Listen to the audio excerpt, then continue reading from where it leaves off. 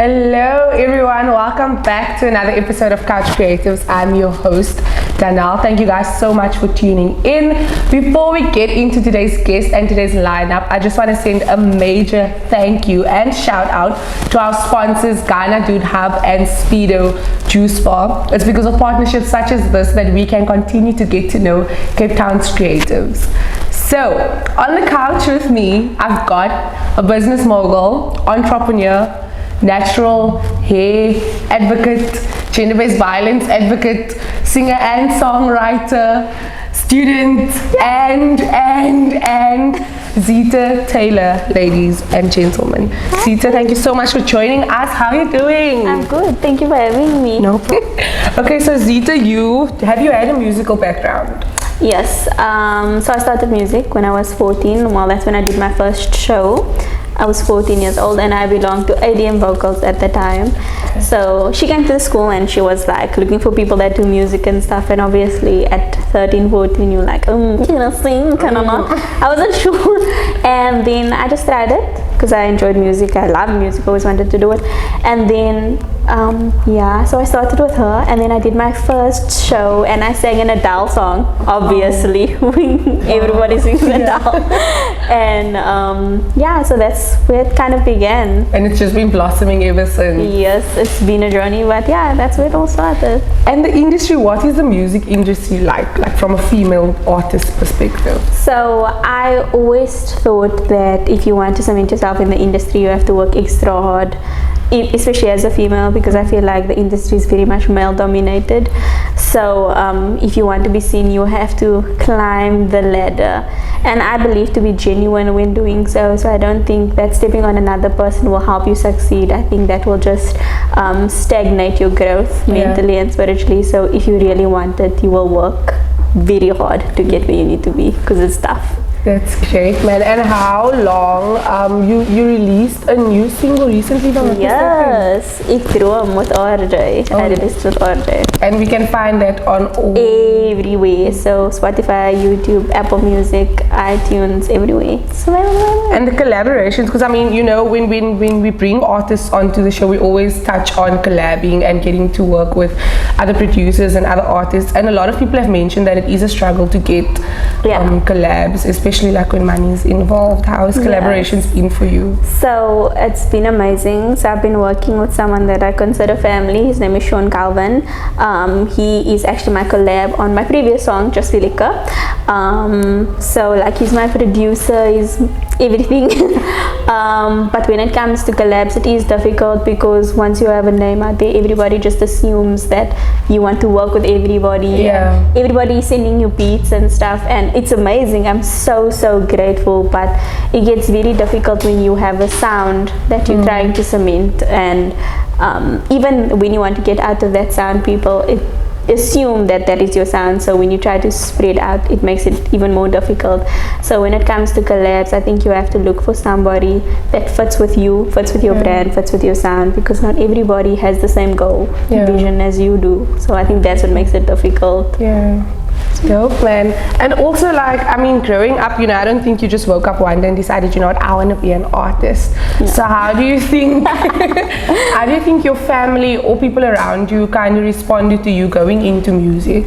So when I listen to stories of me when I was younger, my mom would say like, no, when I was in the womb I was singing, I came out singing and dancing, and I think that's a damn lie. but I really enjoyed it. I know I used to do karaoke a lot with my family, and we used to sing songs like Los Lapi and Cookie and all of that great hits. And then I think from there just grew. I remember times with my grandfather we used to sing and dance. And I think memories like that is what allowed me to feel comfortable in this space. I think especially for colored families, everyone is just like, okay, music is not really like, but their support is amazing. But obviously they want you to have, you know, they want you to have your degree. They want you to have done this and this and this. And I think that's an expectation that has been that we've been indoctrinized with as definitely colored people, colored females, that no, you have to do this, you have to do that, you can do music, but that's not the only thing you can do. But no, the support has been great. My mother, as a single parent, she's done amazing. She's the one that drives me everywhere because I'm not ready to get my driver's license. So she's my Uber, but yeah, she's great, and because of her support and because she pushes me, I feel comfortable to go into what I want to do. But I think there's still that hope that, okay, maybe she's going to get a degree, just in case that doesn't work out. But no, the support is definitely there. I know my uncle, whenever a new song hits, he streams it 1,000 times. So yeah, it's been great. And I mean, you mentioned a degree. Is there anything else that you kind of dabbled in to finally settling on music? So at some time ago, I wanted to be a pro netball player. Oh wow! I wanted to do debates. I wanted to do law. Oh wow! I think I wanted to be everything. And you know, when they ask you as a 5-year-old what you want to be, then you're like, no, I want to be a doctor. I want to be a nurse. So I think I remember for my grade 7 day where you dress up to be what you want to be. I was a lawyer. I was walking around with like a checkbook and everything. So I think there was definitely different things that I wanted to do, but I knew that music was something that I wanted to do, and also business. Like, I love business. I love helping people grow, and also like experiencing other people in the way they view specific things. So I think especially with music, it's so broad that you can't just be a musician. You have to be a musician and and I think that's what makes it so interesting, that there's never a dull moment. There is never a dull moment, because you never know, because someone can send you beats tomorrow and then all of a sudden somebody's like, oh, we want you to promote our brand, and then you're like, okay, shit, I gotta do it. And I think that's what makes it fun. So, So tell us, I mean, you guys, so you guys have never seen my natural hair, because I always keep it cut. You know, us 4C girls, our hair doesn't really love showing and shining. Tell us about your natural hair brand and so okay, the funny story behind my hair is it's traumatic. So you know, they say when you cut your hair, you're gonna change your life. And as cliche as that sounds, it was really true. I actually posted a TikTok this morning and I was like, should I cut my hair? And everybody was like, no, don't you dare. And I was like, okay. So now it started August 5th, 2019. I shaved my hair off completely. So this has been the growth ever since then. Wow. And I cut my hair off in winter. So my kop was koud, and I just had to wear beanies the whole time. Like big chop, like alles shaved, like so little with the hair. Because I always wanted curly hair and it just didn't work out, and then I was like, no, okay, let's do this. And then I did it, and I think because I was going through something traumatic at that time, and I just felt like maybe a change would be good. And you know, the first thing you can do is cut your hair. You want to be dramatic, you know. And then so I did that, and then I obviously started with the on jackies, because you're not really sure what to do, so you just there, feel. And then I obviously educated myself on like what works for my hair, and I can tell you that I've been through so many products, and it's been so amazing, because I've actually had brands approach me and be like, why don't you try this, or why don't you try this, or come and model your hair for this. Oh, lovely. So I've been pulled and tangled and what, but what I'm currently using, I have to say this because they sent me PR package. I'm using Ruthie's Beauty Emporium, but no, genuinely, they are all local brand, like all vegan, you know, all the good stuff. And they really are, they're doing it for me. They are doing it for me. So I really like that brand. The owner's name is Sade. They're based in Joburg, and I'm really loving them. And there's a lot of other amazing natural hair brands. And I also just got a package from Vida. So I mean, being a influencer. Guys. No, I hate that word. I really hate it. But I know it has its perks, especially on my hair. So we're grateful. And your business, what is your business about? What does it entail? Because I know it's also got some natural concepts in it. So especially when I started my journey, I was like, how can I teach other people about how to love yourself, how to love your hair, those and yours and what. people like I need some height in my hair. So yeah, especially me, I used to struggle with a lot of falling out, and like I used to look at myself and I'm like, oh, I'm so ugly, I hate my hair. And then I was like, okay, why don't you start a natural hair business? So this business had so many different names. It was like Hair by Z, and then it was Hair by Zeta, and then it was Beauty by Z, and then and then I finally decided on Uticso. And then I was like, okay, so essentially Uticso is a Khoisan deity, and I was like, how can I pay homage to like my culture and who I am, and so that's why I named it that. So what I do is like braids, and it's all certain items, and we do conversations, and I do collabs with other like brands and businesses and stuff like that. And what I think I enjoy the most about it is, before COVID, you could obviously go out and do clients, and you would tell them, oh, I'm a musician, listen to my song. And you could be like, you could have conversations with people when doing their hair, and I think there's something so beautiful with human touch and getting to know people like that. So my love language is touch and words of affirmation and things like that, so I think that is very important for me, like getting to know someone like that. And what better way to get to know someone than through their hair? Exactly, through the crowns, you know, fixing another woman's crown, literally. Yes, literally. Got that. Zeta, both of us are very young, you know, and you're just doing the things Miss Ma'am, influencer, businesswoman, artist, singer, songwriter, musician, and you know, I feel like a lot of young ladies today have become so despondent, you know, whether it's in their studies or whether it's in going into the industry or even just with their hair. What do you think drove you, and who do you owe your success to at such a young age? I think, that's a big question. No, I definitely think it has to be my mom. So my parents got divorced when I was 14 months old, right? And then my dad passed away when I was 14, right after my first performance that I told you about.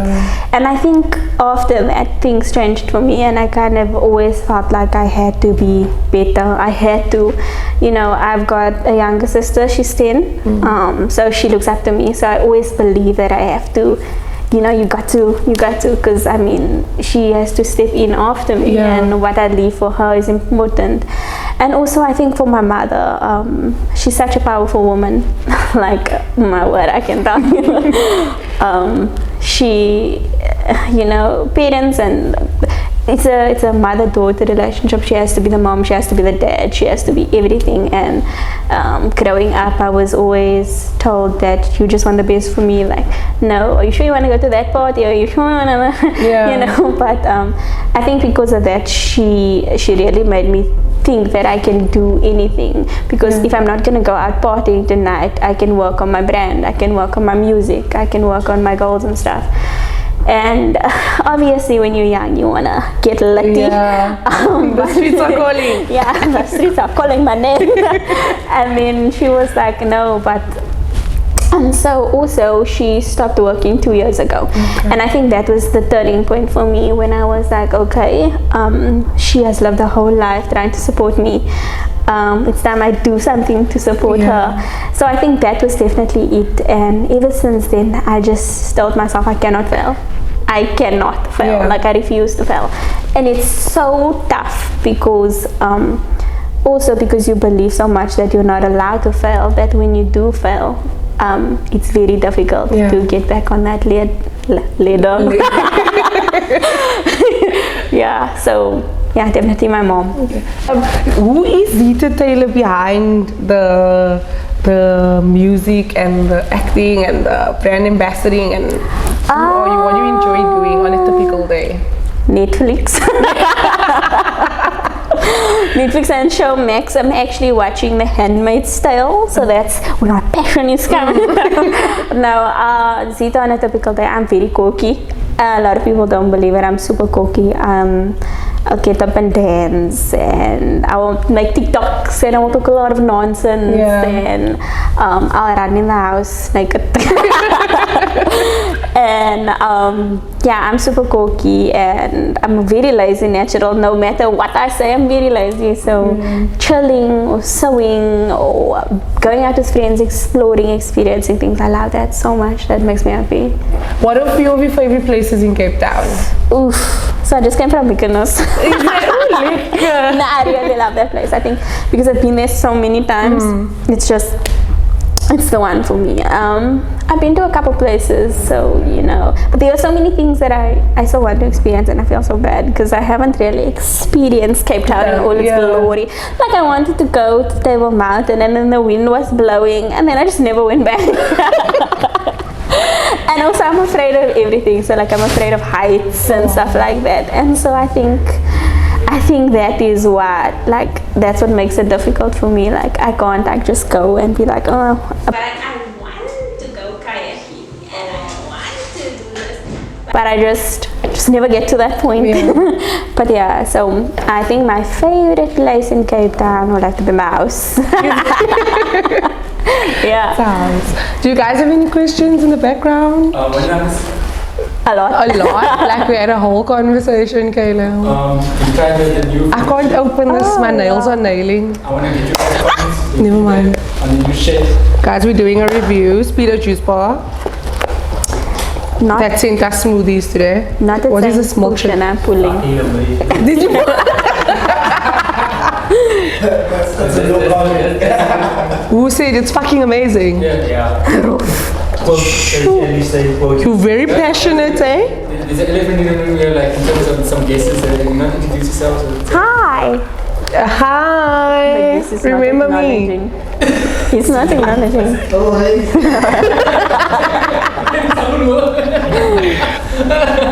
Alright guys, tell me your views. Can I get a slogan from you guys? The best slogan. This is sweet. It is sweet. Must I give you a slogan?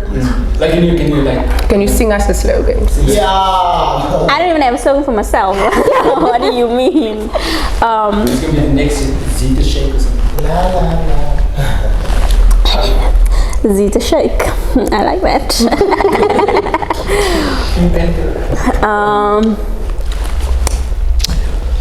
I have mixed emotions about this. See? Yeah. There's something in here. There's something in here, but I can't say. Full vodka.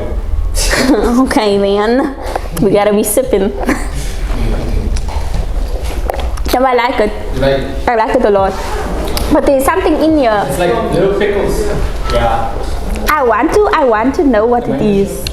But you want that circle around balls. No, not the circles. There's a flavor. That tastes familiar, no? Yes, but I don't know what it is. I don't know if it's like a But minty. otherwise 10 out of 10.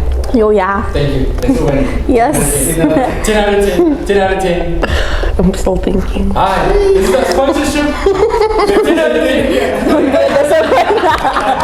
Don't be a disappointment. Sponsorship. Let's get some diviners sponsors. Got a 10 out of 10, guys. Got a 10 out of 10. Are there any other questions? Any questions, guys? I got one. I just Okay, go check. swerved that slogan question, so we move. Could we get Envy? I got a question. Like, in regards to your sound, like where does the transition come from? Where does the need to transcend and to evolve? I think it comes from me having actually written before I hear the beat. So I think what I like most about myself is that I'm able to adapt lyrics to the sound given. I love my sound. I mean, I love Caps, I love Guma, I love that vibes. But I also believe that there's more to me, and I think once we peel off those layers, we'll actually be able to find out who Zeta is. Like that quirky girl, she don't just make yak music, she can actually be sad, she can actually cry, she actually struggles with anxiety and depression too. So I think once we open that up, we can create something beautiful. What is that? This is the Craziekind method. So you can like this, and then you put this tree there.